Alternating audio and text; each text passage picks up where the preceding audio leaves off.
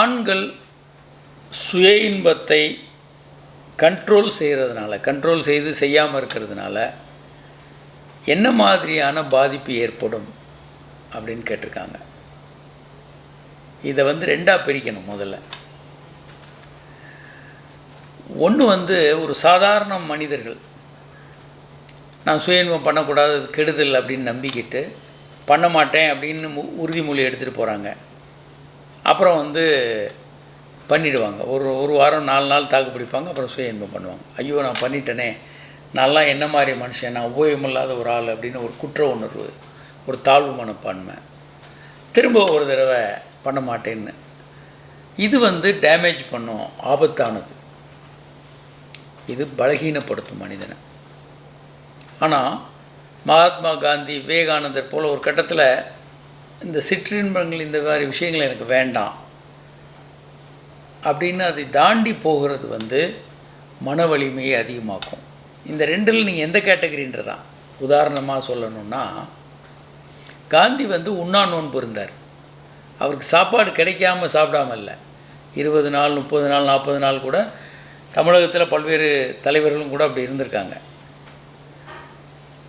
அவர்களுக்கு அந்த உண்ணா நோன்பு முடிந்து வெற்றி அடையும் போது மன உறுதி அதிகமாகிட்டே இருக்கும். அவங்களுடைய மன வலிமை அளவுக்கு அதிகமாக மிக பிரம்மாண்டமாக வளர்ந்துருக்கும். ஆனால் இதே ஒரு சாப்பாடு கிடைக்கல, நல்லா ரெகுலராக சாப்பிட்டுட்டு இருக்க ஒரு சாதாரண மனிதன் 2 வேளை சாப்பிடல, 3 வேளை சாப்பிட்லன்னு வச்சுக்கோங்க, வெள்ளத்தில் மாட்டிக்கிட்டார், எங்கேயோ ஒன்று ஏதோ ஒரு வகையில் ஒரு சாப்பாடு கிடைக்காம மாட்டிக்கிட்டார். இல்லை சாப்பாடு கிடைக்காத ஒரு பிச்சை எடுக்கக்கூடிய நபருக்கு சாப்பாடு கிடைக்கல. இவர்கள் கழிவிறக்கம் இருக்கும். எனக்கு சாப்பாடு கூட கிடைக்கல, நான் பட்டினியாக இருக்கிறேன் அப்படின்ற கழிவிறக்கம் அவருடைய மன உறுதியை கடுமையாக பாதிக்கும்.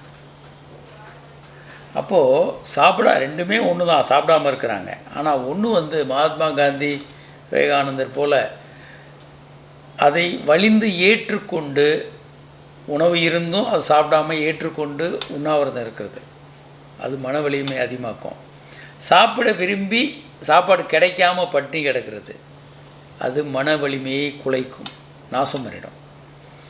நான் செக்ஸ் பண்ண மாட்டேன், எனக்கு தேவையில்லை அப்படின்னு ஒரு லெவலுக்கு மேலே போய் அதெல்லாம் ஒதுக்கி தள்ளிட்டு அதை வெற்றி கொண்டு நீங்கள் மேலே வர்றது வேறு, அது மன உறுதி அதிகமாக்கும்.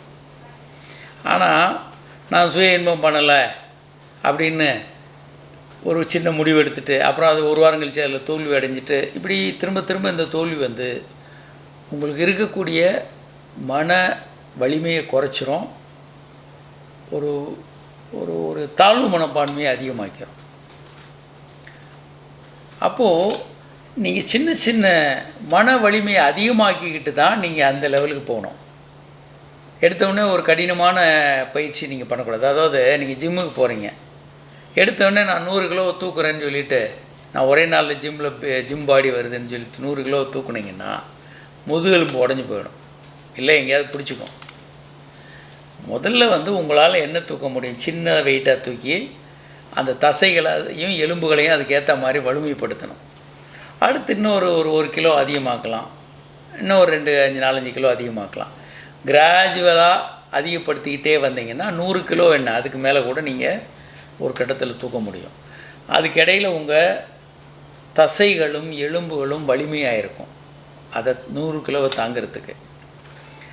அதுபோல் உங்கள் மன வலிமையும் அதே மாதிரி ஒவ்வொரு ஸ்டெப்பாக இம்ப்ரூவ் பண்ணி மன வலிமை அடைந்த பிறகு சுய இன்பம் பண்ணுறதை நீங்கள் நிறுத்தலாம், செக்ஸ் பண்ணுறதை நிறுத்தலாம்.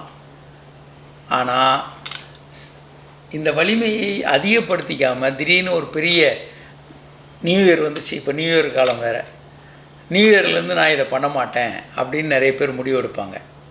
99% ஃபெயிலியர் ஆவாங்க. ஏன் ஃபெயிலியர் ஆகிறாங்க?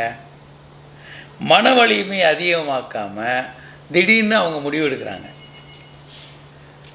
திடீர்னு உடல் வலிமை அதிகமாக்காமல் 100 கிலோ நீங்கள் போய் வெயிட்டு தூக்க போகிறீங்க. ஏன்? ஜனவரி 1ஆம் தேதி ஆகிட்டதுனால நான் 100 கிலோவை தூக்கிடுவேன்னு நீங்கள் முடிவு பண்ணிங்கன்னா தவறான முடிவு, தூக்கலாம் முடியாது. அதுக்கு பதிலாக தேதி முக்கியம் இல்லை. மன வலிமையை கொஞ்சம் கொஞ்சமாக அது 95 கிலோ 99 கிலோவை தூக்கிட்டு அப்புறம் 100 தூக்குறது வந்து ஒரு விஷயமே இல்லை. ஆனால் ஜனவரி 1 ஆகிடுச்சுன்றதுக்காக 100 கிலோ தூக்க போனீங்கன்னா அது பெருமளவுக்கு ஃபெயிலியர் ஆகும். அதில் 1% பேர் வேணால் சில நேரங்களில் வெற்றி பெறலாம். ரொம்ப உறுதியோடு சிகரெட்டு பிடிக்க மாட்டேன் அப்படின்னு பெரும்பாலும் மன வலிமையை அதிகப்படுத்த முயற்சி பண்ணணும். மனதிற்கு வர சோதனைகளை சந்தித்து எதிர்கொண்டு அதை வலிமையாக்கும்போது சுய இன்பம், சிகரெட்டு, மது, பல்வேறு விஷயங்களை விட்டு நீங்கள் எளிமையாக வெளியே வர முடியும். அந்த மன வலிமை வந்து அளப்பரியதாக இருக்கும். ஒரு கம்பீரமான மனுஷனாகவே நம்மளை மாற்றும். எனவே சுய இன்பத்தை கண்ட்ரோல் பண்ணுறது நீங்கள் என்ன மனிதனாக இருக்கிறீங்கன்றதை உங்கள் ஆளுமையை அதிகப்படுத்தும். உங்களை இன்னும் ஒரு உறுதியான மனிதனாக்கலாம், இல்லை இன்னும் வீக்கான மனுஷனாக ஆக்கலாம். அது நீங்கள் என்னவாக இருக்கிறீங்கன்றதை பொறுத்து. சுய இன்பம் என்பது கெட்ட விஷயம் அல்ல, அது இயல்பானது. அதான் விஞ்ஞானம் சொல்லுது. விஞ்ஞானம் நாம் சொல்கிறத நாளைக்கு தப்புன்னு சொன்னால் விஞ்ஞானம் சொல்கிறது தான் நம்ம எடுத்துக்கணும். இன்றைக்கி விஞ்ஞானம் இப்படி சொல்லுது, நாளைக்கு விஞ்ஞானம் மாற்றி சொன்னால் அதை அந்த ஆதாரங்களோடு வரும்போது அதை நம்ம ஏற்றுக்கொள்ள வேணும். அதனால் விஞ்ஞானம் என்ன சொல்லுதோ அதுதான் இறுதி முடிவு. வணக்கம்.